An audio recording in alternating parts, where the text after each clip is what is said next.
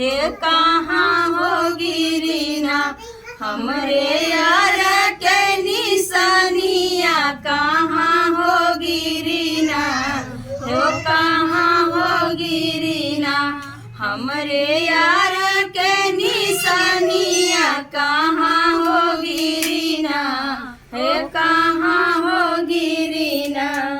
द्वार गिर कंगना सार गिर किलिया से जरिया गिरीना, हो से जरिया गिरीना, हमरे यार के निशानिया से जरिया गिरीना, हो से जरिया गिरीना, हमरे यार के निशानिया से जरिया गिरीना, हो से जरिया गिरीना।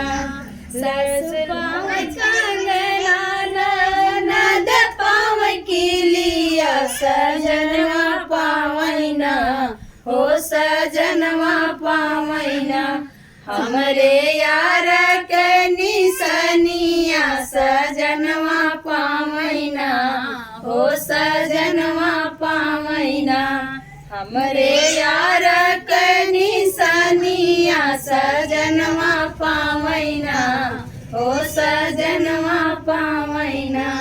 लड़के ले बई कंगना झगड़ के ले बई किलिया चिपक के ले बैना, हो चिपक के ले बैना, अपने यार के निशानिया चिपक के ले बैना, हो चिपक के ले बैना, अपने यार के निशानिया चिपक के ले बैना, हो चिपक के ले बैना।